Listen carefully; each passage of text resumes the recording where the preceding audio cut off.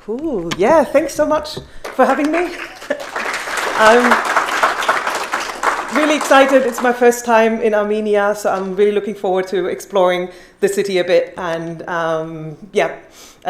very cool. I'm very happy to be here. And yeah, I'll be talking about agentic development. And before we really dig deeper and get started, cool. A bit about me. Some of you might know me from my work on Spacey. Spacey is an open source library for what we call industrial strength natural language processing. So it was really designed from day one to be used in real products and in production use cases. And part of that is meant that we put a lot of work into kind of the boring parts of open source development. So making sure the code stays backwards compatible and not breaking people's code and so on. And that actually had a really nice side effect a bit more recently, which is that LLMs and coding agents are pretty good at writing Spacey code and producing consistent API that works. And on top of Spacey, we also develop Prodigy. Prodigy is a modern annotation tool for creating machine data for training, evaluating machine learning models. And it's a developer tool really designed to be used to actively iterate on data and work with the data. And of course, since we're at a PyCon event, Prodigy is also, like our other tools, fully scriptable in Python.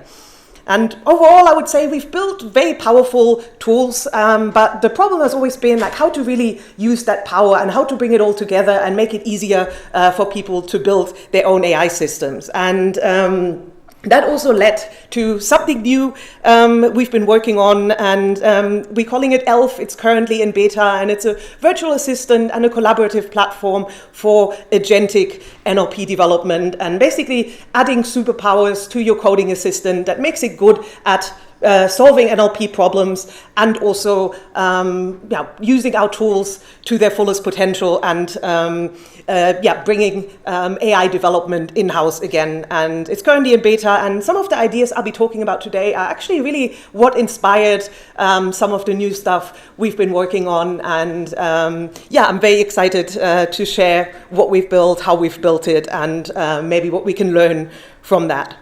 And as you might know, I do travel a lot for conferences, especially Python conferences. And earlier this year, I was at PyData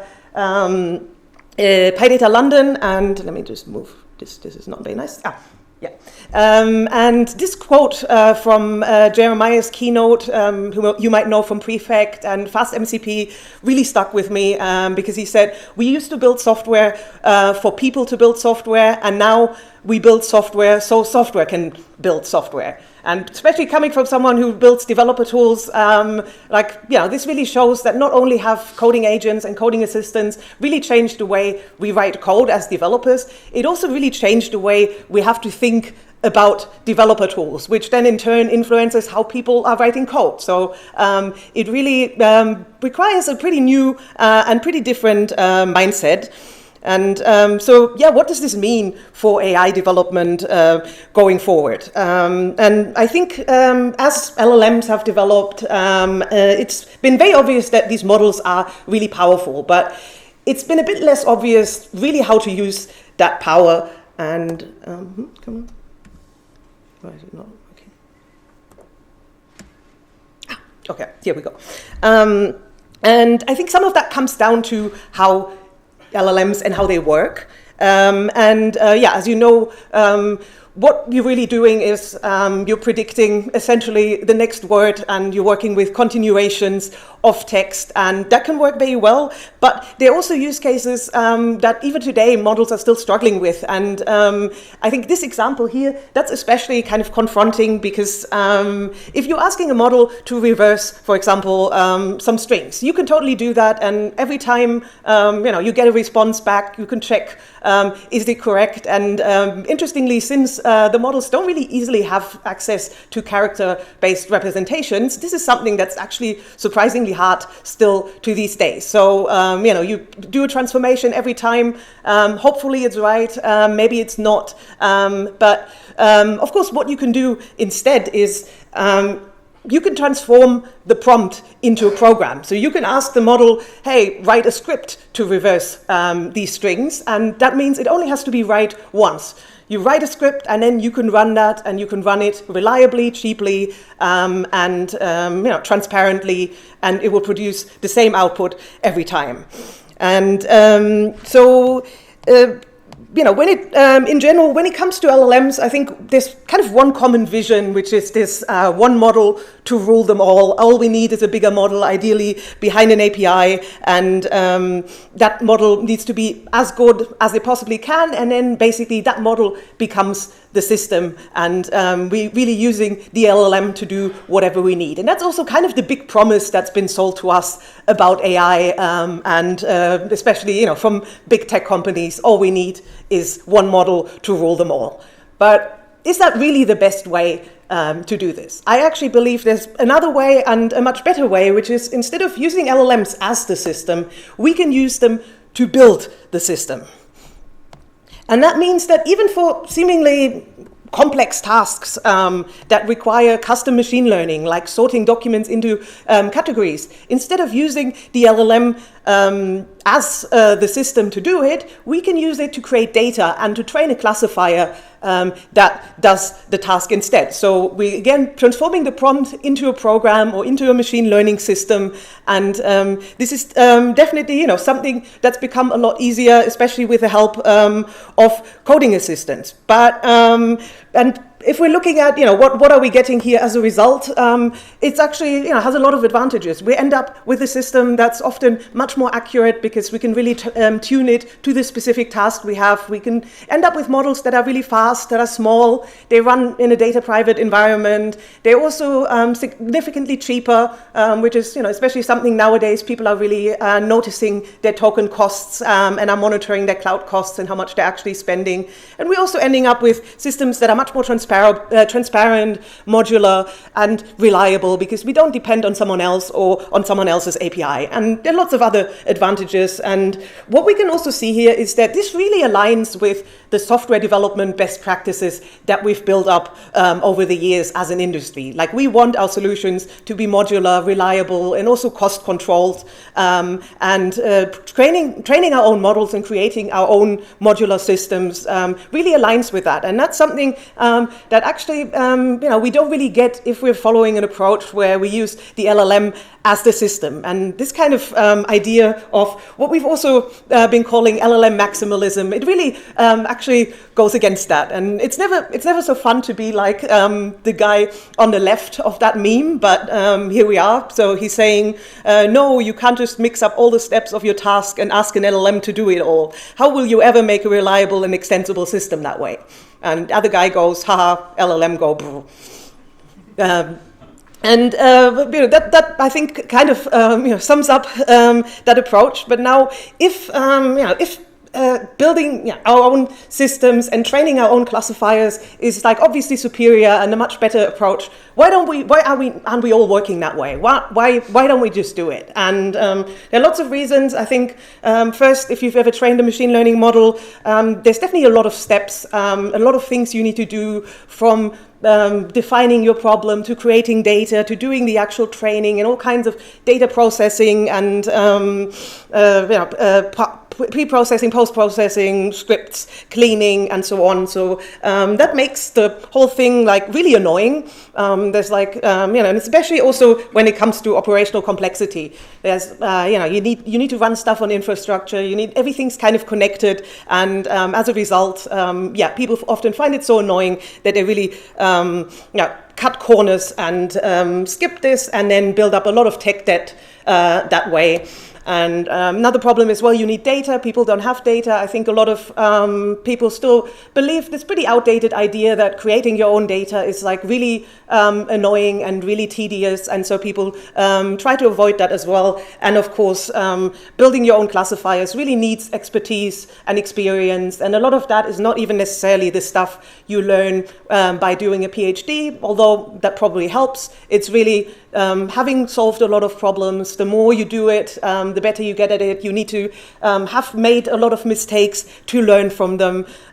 So that's another thing that's holding us back. And so the question we asked ourselves was, could maybe coding assistants help with that? Like, what if we could make this type of work as efficient as it is now to write code and use the help of coding assistants and agents to make it easier for people to build these types of custom models and have all of these advantages. So what does the situation look like at the moment? Well, in traditional software 1.0, as we often call it, traditional software development, we have code, goes to a compiler, and out comes a program. If we're making that workflow agentic, that actually already works pretty well. Coding assistant can at least kind of do it, and we have a good approach that works here. But in comparison, when we're looking at what's also called software 2.0, so machine learning projects, we suddenly not just have the code, we have code plus data, and then we're using that to train a model that comes out at the end. And we keep iterating back and forth. If we don't like the model, we usually tweak the code and especially the data. Just like when we're writing code, we can tweak the compiler, but usually if you don't like the program, you iterate on the code until you're happy. And the same is true here for code and especially for data. So if we want to make this workflow agentic and help coding assistants solve it, the code part we pretty much have covered. That's actually something we can do reliably well. But when it comes to the data, as we quickly realized, we really need to run lots of stuff. Just writing some code and maybe some bash scripts are not enough. There's a lot of stuff we need to be doing that includes things like training. We need annotation with humans in the loop, ideally with agents in the loop. We need to evaluate, which a lot of people are skipping these days, but it's actually really important. There's pre-processing, post-processing, analysis, and all of these little scripts that you kind of have sitting around on your machine that you need to run that are specific to your data and what you're doing. So there are a lot of things we need to do, and that's really something that means that agentic software 2.0 requires a different approach to what we currently have with coding assistants. And this is something we thought about a lot, and it's kind of at the core of basically what we've been trying to solve since we started our company 10 years ago, making this sort of thing easier. And it actually led to a new cool tool that we're calling ELF. ELF is originally short for Explosion Large Language Framework, and it was a working title, but it kind of stuck. It's short. The domain was available, so that's kind of the name we came up for it. And early on, it was very clear that the best way to approach this was to start working with the coding assistants that people are already using and are already familiar with. And we wanted to be able to extend that and make the coding assistants proficient at solving NLP problems, and especially give it access to a range of skills and MCP servers and knowledge bases that distills down our expertise that we have from 10 years of working with companies, solving these real-world NLP problems in industry, and all the things we've recommended over the years, make that available to the coding assistant, so it has these added superpowers when it comes to NLP. But as we've seen, to make the agent able to do all of these things, we need to run lots of stuff. So what we essentially need is we need it to be backed by a compute platform that the agent can use. And that means the agent is able to start annotation tasks, for example. It's able to assign annotation agents that automatically label data, and also run all kinds of batch jobs like training, pre-processing, whatever else you need to run. And in order to do that, well, we need infrastructure. So the user needs to be able to plug in a cluster. So for example, using Kubernetes. And this is something that can be hosted by the user themselves, either on a local workstation or in the cloud. And that means no data actually has to pass through our servers. And we can really solve the data privacy and data governance problems that we see a lot in industry, where you really want to be in control of your data. And having this sort of tool and setup and platform also really allowed us to bring all of the tooling that we've built together. So we have a battle-tested annotation tool that's been in production in lots of companies for a long time. So we can use Prodigy to make it easy for the agent to start annotation tasks and then have those annotated by a human, of course, but also allow agents to do it. So allow the user to assign any LLM, whether it's local or an API, to create the data, and then maybe set up things like have data labeled by agents, have data labeled by humans, combine this, look at the differences, see where you need to improve, all of these things that, again, you kind of know you should be doing, but are like really annoying. Those are all things that the coding agent and coding assistant can really help with, so you're able to more easily iterate on the data and train models that way. Because we found that if you're looking at MLOps, a lot of MLOps tooling really only starts at a point where you kind of have data and want to train a model. And that's all like really cool and useful. But in applied NLP, a lot of the work actually starts way before that. And the training is just the tip of the iceberg. Like the really hard part is going from a problem and breaking it down into individual components that you can train, decide where to use machine learning in the first place. So all of this part was really important, and that's really something, we've been trying to solve and make easier for people. And I would say one of the biggest lessons we've learned here is that in order to make Agentic Software 2.0 work, the most important part is the collaboration of humans and the coding agents. If you've used, for example, our annotation tool Prodigy before, you might be familiar with the concept of recipes. So these are Python functions that orchestrate a workflow and, for example, process data, queue it up for annotation, and so on. So this is also something that we could support, and automatically we can turn that into a CLI that makes it easy to run these workflows. But we can also now take it one step further for humans, and we can auto-generate a UI from this and essentially allow the user to script the SaaS application, because they're running, the user's running the Python code, so we can provide different interfaces for different people or different actors in this kind of environment. And that means that the app and developer API really speaks the same language, and that's absolutely necessary if we want to be able to have a human and coding agent not just kind of work, but also work together and each work on the parts that they're best at to get the best results out of it. And in a way, I guess you can also think of this human and coding agent collaboration as a centaur. So, you know, we're basically, if we're collaborating human with a machine, we're usually imagining that we're the head. And this is an established metaphor. Like, I didn't make that up myself. This is, something people have been talking about. And but I thought, this is really a very fitting analogy. And again, we think, if we're the head with a strong machine body, that can work really well. But if you end up in a situation, basically, where the computer tells you what to do, you go back, implement it, and then report back to the agent. You're basically in this reverse setup, so you end up with a machine head and a human butt.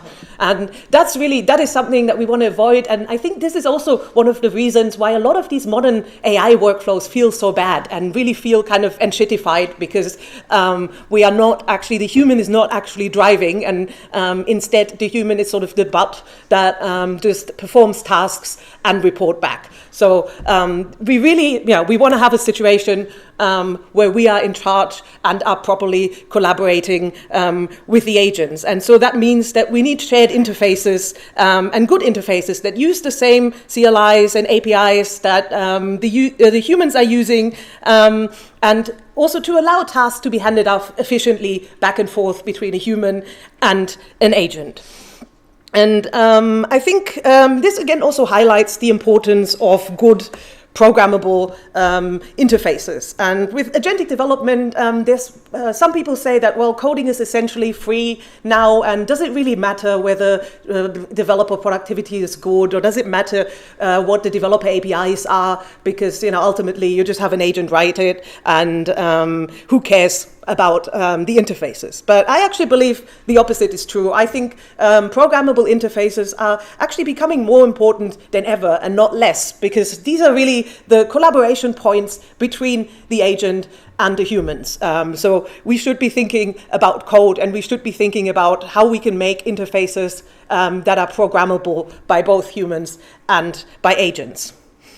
And to go a bit back in time, in actually 2019, I gave a keynote at PyCon India, and I called it "Let Them Write Code," which is also a big part of our development philosophy, or kind of our development philosophy for building developer tools, letting users write code. And in it, I argued that developer tools really need good and programmable interfaces. And it's and especially instead of trying to anticipate everything that a user might want and adding more and more abstractions on top for that. And especially at the time, it was kind of popular to implement these things to like do X in one line of code. But what that meant in practice was really putting more abstractions on top. And that can really lead to a lot of problems down the line and made tools a lot less flexible.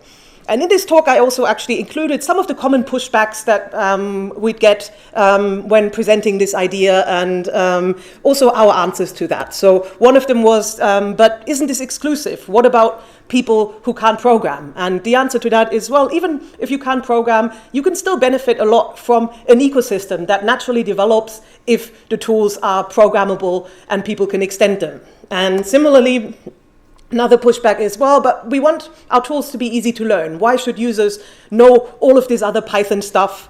And to that, the answer is, well, background knowledge is actually quite easy to learn. It generalizes, there's great resources, and it's tool-specific knowledge that's hard to learn. And that's what you really want to avoid. And it turned out actually that this background knowledge isn't just easy to learn for humans, it's also easy to learn for coding assistants now. And developer tools that take advantage of Python language features instead of inventing a whole new tool-specific API that people have to learn are also the tools that coding assistants are really the best at, and that coding assistants make much, much easier than stuff that just uses a very tool-specific API that's very removed from what we can already do in our shared language, which is Python. And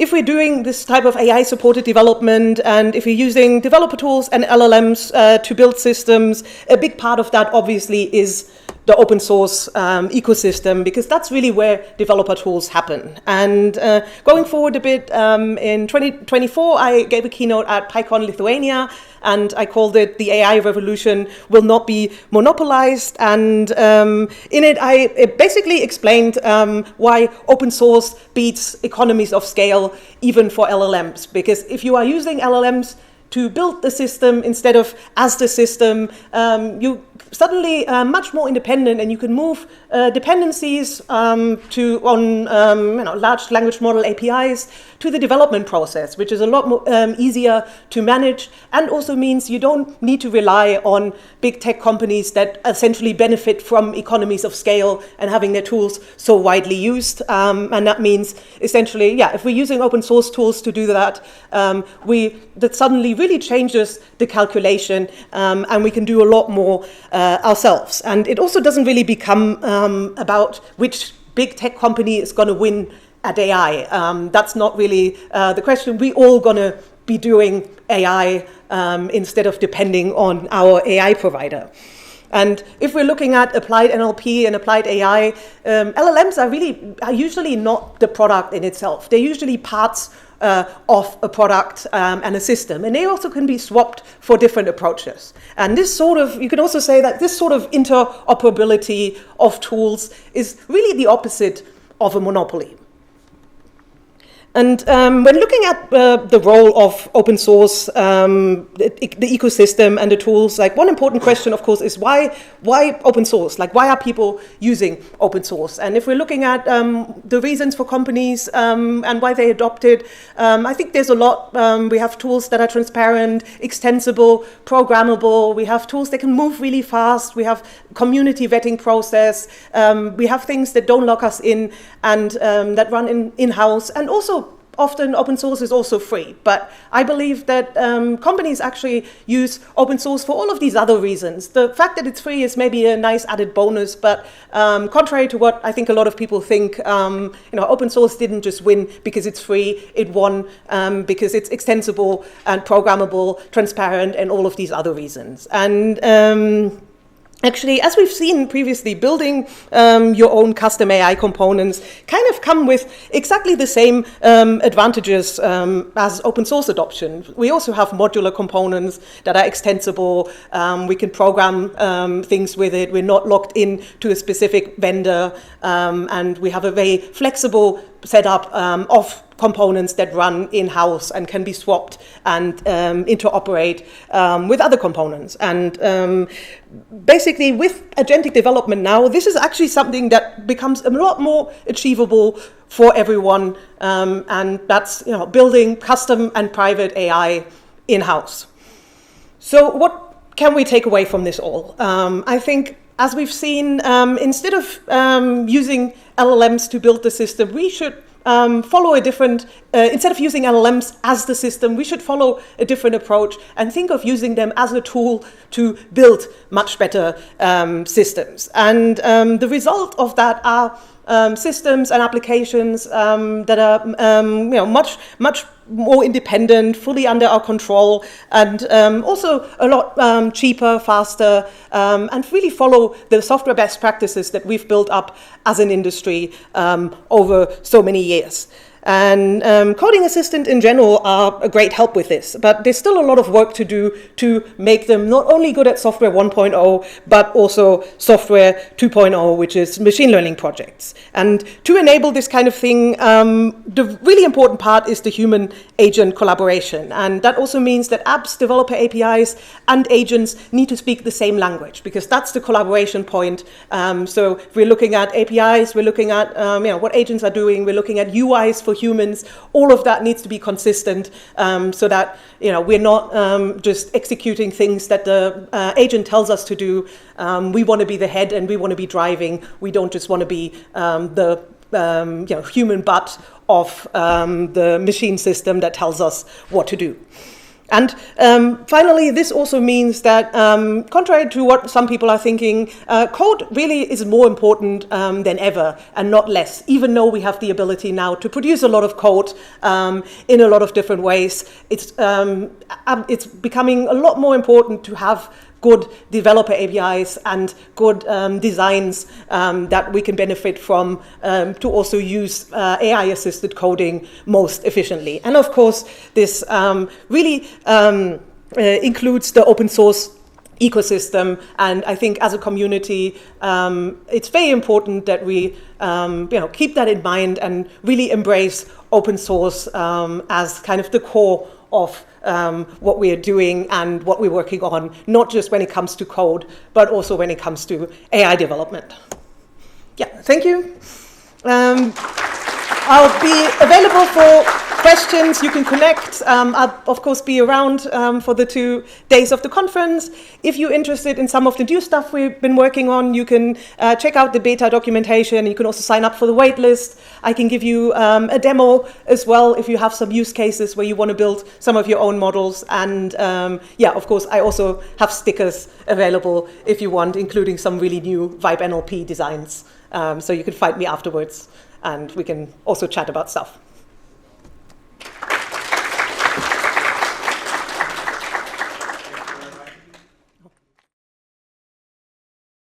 If you have questions, please proceed to one of these microphones and ask your questions.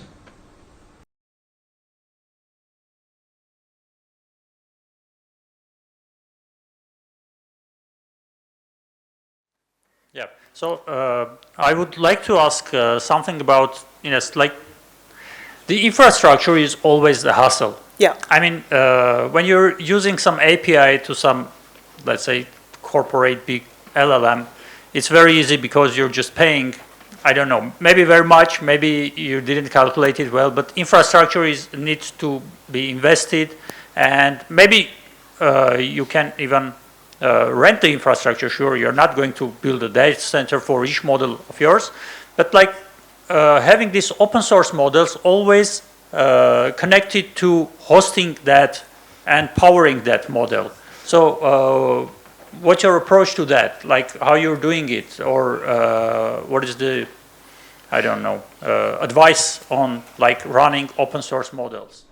Yeah, no, that's a good question, and definitely I think this really ties into what I was saying earlier of like stuff just being annoying. Like there's a reason the LLM maximalism is so appealing, because you just call this API and you don't have to worry about anything. And one thing we've definitely found is that with the help of coding assistants, especially infrastructure has become a lot more manageable and easy, because a lot of it is actually very formulaic. If you've been working on like MLOps stuff or DevOps, you have all these config files, and that's actually something that coding assistants are really good at. So that becomes a lot easier, and also in kind of the work we've been doing, we really have been trying to make that process as smooth as possible, and also provide sort of out-of-the-box infrastructure for people. For example, in our in ELF and what we've been working on, the user can bring their own cluster that they can host and run, and that automatically runs all the different tasks from training, from annotation, and so on. And so once the cluster is set up, the agent kind of knows how to do it, and the app knows how to do it, and you ideally don't have to worry about that anymore. That's definitely also one of the harder parts. That you still need to set that up, and we're trying to make it as easy out of the box with Kubernetes.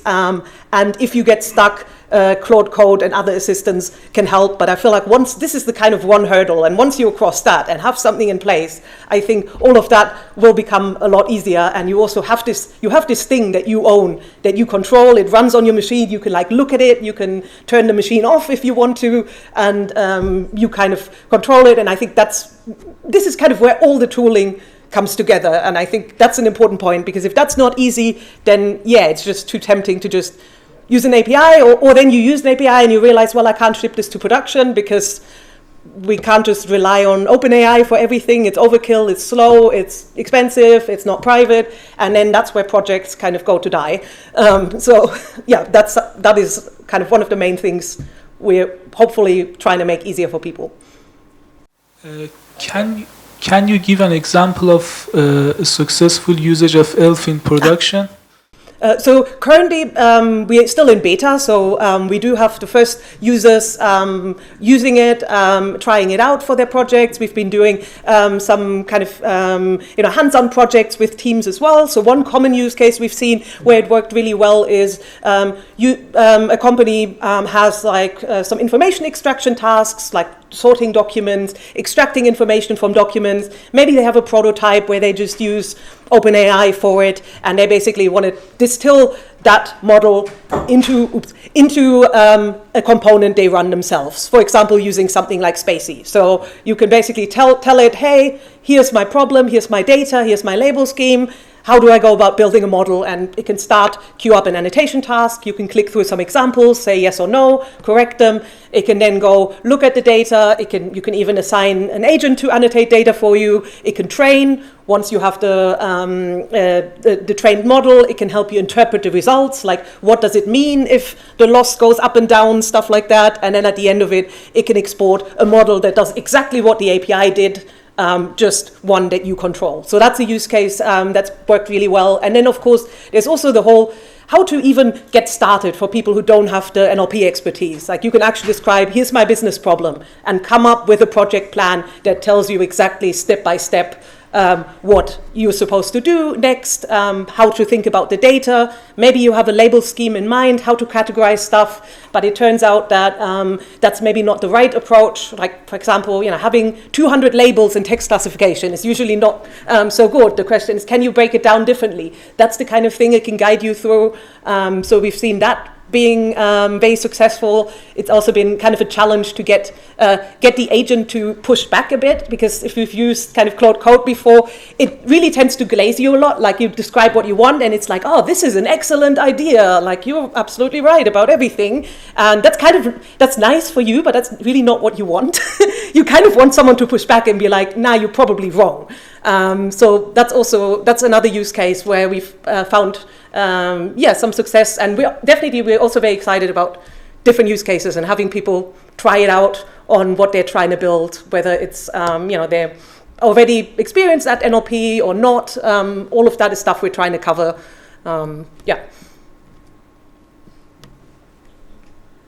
Hello, thank you very much.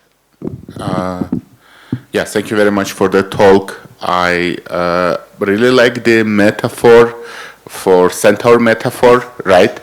And looks like the key skill for kind of keeping your head on your shoulders is ability to design good interfaces, right? Like one of the most important things. And my question is what's actually the best practices for that? Like how you should even think about it? Is it the same that we had like for software 1.0, or it's a new best practices that we should develop and it's not yet developed? Like how you differentiate good versus bad interface in that case, right? Yeah, I mean, it's a good question. I do think it's still, especially for software 2.0, a lot of it is still kind of in flux. And I think there's also a lot of room for improvement still, because we kind of, nobody would argue that the process of training your own models was like absolutely awesome. We kind of made improvements, and then a lot of it stopped because then generative AI came and everyone got distracted. So I think there's still a lot of room for improvement. In general, we've shared, like in that talk I mentioned, the Let Them Write Code, I shared some of our best practices for making developer tools and Python APIs, and I think a lot of that still stands if you're thinking about, okay, how should I design my Python code to make it easy to be extensible and to actually be used by humans and agents to write code. And especially now with coding agents, we kind of got the confirmation, like, yeah, the tools that are designed this way are really the ones that the agents are much better at than the tools that were designed with like one giant abstraction and one line of code for everything. I think, that's definitely important. And there is a lot of, I think we definitely try to share a lot of our best practices online. Like I recently did a blog post on annotation strategies and like how to break down a problem and decide what do you even want to annotate, how to annotate. I think that's something that's kind of new that comes in software 2.0. You suddenly need to think about the data, your label scheme, what makes sense. And often a business problem you have doesn't translate one-to-one into a machine learning system. Or at least people try to do that. And that's often what fails, because the way a machine learning model learns is just kind of different.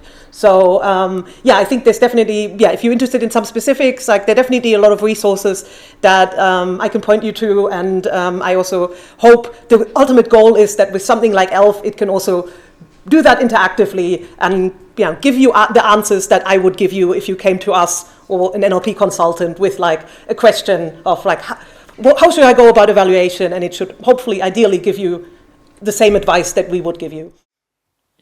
Thank you.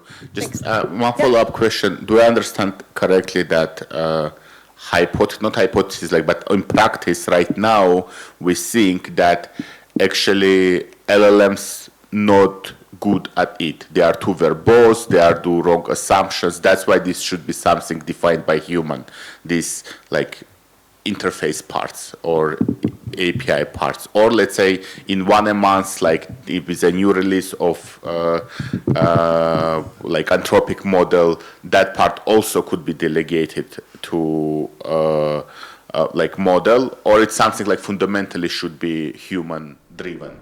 I think in general software design and architecture, that's something we definitely see needs to be human driven. And also often, you come in with like a business problem, you come in with something you're trying to solve and you're trying to translate that into software. And that's really something, AI can't magically solve for you. Like, you need to be in charge of like, here's what I want. And then AI can kind of help you fill in the gaps and help you implement things. But we've definitely seen it doesn't work very well if you have like kind of no idea what you're doing and you're just asking Claude Code to sort of come up with something. That's usually where like it performs the worst.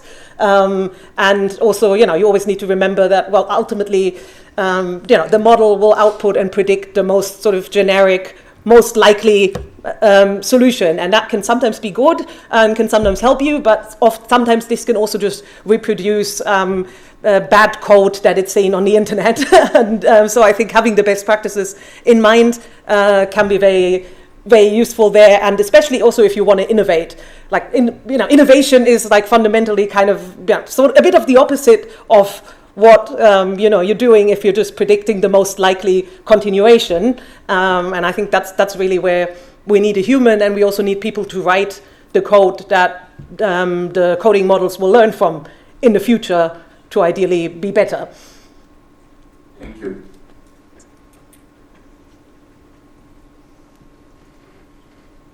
If you have questions, please proceed to. Yeah. Otherwise, if you're a bit shy, you can also just meet me afterwards. And yeah, I'll have some stickers for you.